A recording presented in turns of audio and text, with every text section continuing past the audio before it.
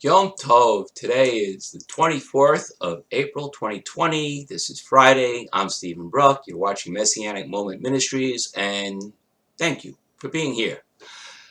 Because this is a leap year, the Jewish calendar adds an additional month, Adar Rishon, so that it remains in proper sync with the Gregorian calendar. As such, there are times when, in order for the annual cycle of the Torah readings to end on Shemini Atzeret, which is the 8th day of Sukkot, we will have a double parashah reading. The plural of parashah is Parashot. This Shabbat is one of those occasions.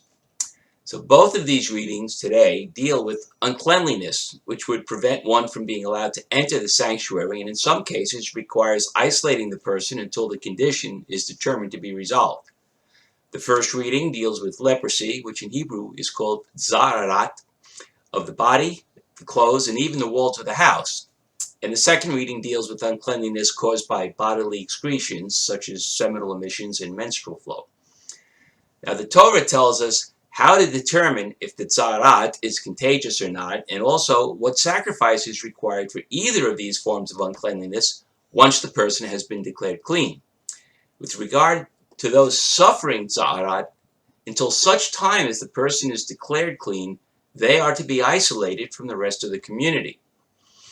The laws of purification are complex, and there are those who argue that they were instituted for hygienic reasons, and those who argue that they are purely Levitical, meaning religious.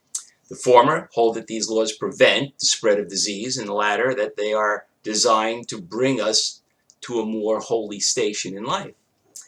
You know, there are good arguments for both sides, and I believe that they are just two sides of the same coin, being complementary and not exclusionary. I find it very interesting that these readings dealing with the need to isolate those with an infectious disease occur at this point in time when the world is experiencing the same exact sort of problem. We're all in a form of isolation due to the COVID-19 pandemic. The one main difference is that the current isolation is not for religious reasons at all, but strictly to, well, hopefully prevent the further spread of the disease.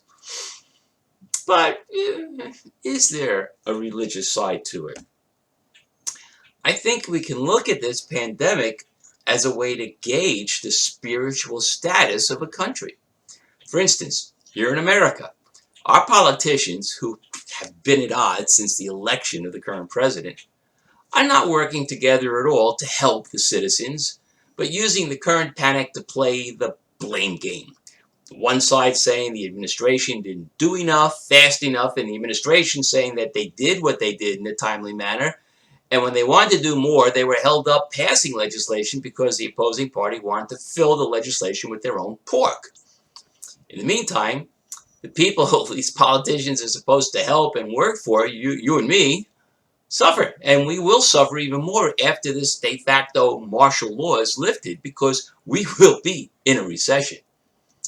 Worst of all is the media, which has unquestionably been at the forefront of this panic and, in my opinion, directly caused the panic with their sensationalism and irresponsible reporting. And as I have said many times, Satan, who is called the prince of power of the air, that's in Ephesians 2:2. You know, he's the prince of the power of the air. And all our news, whether through radio, TV, or the internet, that's right, goes through the air. You know, this nation used to be God-fearing and brave. But that was way back when I was a kid, and God was still a valuable asset to this country. We were formed by the need to worship God. We included God in our government and schools, and we based how we lived on God's rules. That's not the way it is today. We've kicked God out of the government, out of the schools, and even out of the workplace. We ignore God and his instructions, but are overly sensitive to possibly offending godless people. Americans today are offended by any spoken word, They insult and ridicule God-fearing people and totally are self-absorbed. And they worship sports figures, movie stars, and science. You know, the enemy has been watching and evaluating when the best time will be for him to make his move. He is readying his forces on Earth. And if you think I'm talking about China, you're right, but it's not just China. And I believe he has already begun his attack. His attack started with a diversion, the COVID-19 attack, which is using the godless people of the media and government to throw all their attention to the popular fear of infection when the real attack is against our economy. And not just the economy of America, but of the world, because if America suffers economic devastation, it will become worldwide economic devastation.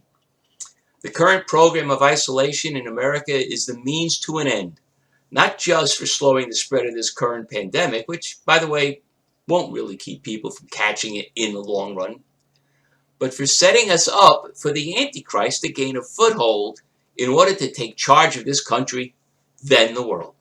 Because when America falls, the world will follow, and that's because we are still the most powerful nation in and the leader of the world.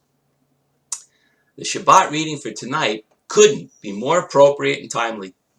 We are suffering from an infectious and deadly disease, but it isn't Zarat or COVID-19. It is faithlessness and apostasy.